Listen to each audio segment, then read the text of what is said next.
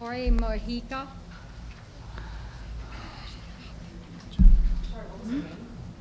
Jorge Mujica. You're welcome, Mr. President, members of the board. I guess I would speak here on behalf of the 42 million people in the United States that speak Spanish. This is the second country with the largest Spanish population in the world, right after Mexico. And I think that's a matter of pride. Lake Marion is as exotic as Illinois. Illinois is not an English word. Illinois is French. The land where we stand today was part of France. And we have, in this very same state of Illinois, a lot of French names. That's part of the inheritance of these United States. Champagne and Marquette and the Des Plaines, all those are not English language words. Not even Carpentersville. Take a look at the origin of Bill. It comes from villa. It comes from the Spanish word for town. So you might as well change the name of Carpentersville to Carpenterstown or Carpentersburg if you have more German ancestors than, Spanish or English, Saxon ancestors. In 1780, John Adams tried to pass the first English-only law in the United States. He was soundly defeated, and his proposal was called, among other things, a threat to American liberties and a threat to the principles upon which the United States had been created 4 years before. And that I still believe that exists.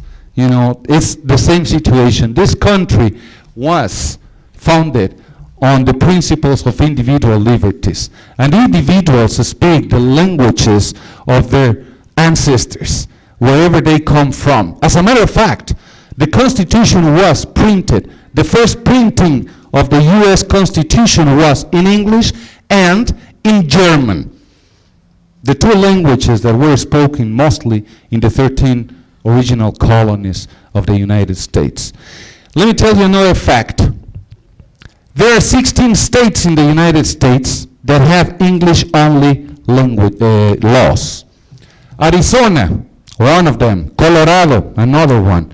California. Just in the name of the state, there's a violation of the law because those three names are in Spanish. And one of them, another one, Florida. It's also Spanish. Also has an English-only law. And Illinois is one of the 16 states. Maybe that would surprise you, but Illinois has already an English-only law.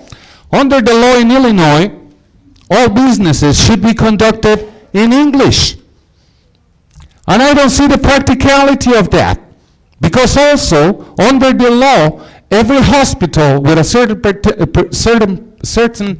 percentage of patients that speak another language have to have interpreters and translators. And the courts in Illinois have to have translators and interpreters. And the ballots in Chicago, just to cite one example, have to be printed, and the manuals, the electoral manuals, have to be printed in Chinese, Polish, and Spanish, and English. Those are laws that make sense, because those are laws that attend the diversity that forms the United States. Take out a dollar bill. It's got a Latin phrase here, e pluribus unum. If you declare English the only and solely language of Carpentersville, you couldn't even read completely the dollar bills. E pluribus unum is Latin, and it means from many one.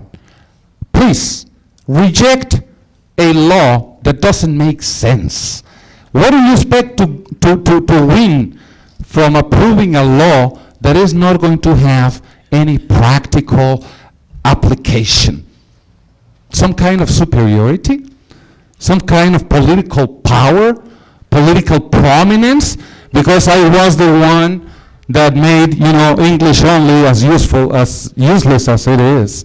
The English only ordinance in Carpentersville, La Villa de los Carpinteros. Please, we call you to reject this ordinance. It just doesn't make sense. Don't waste your time.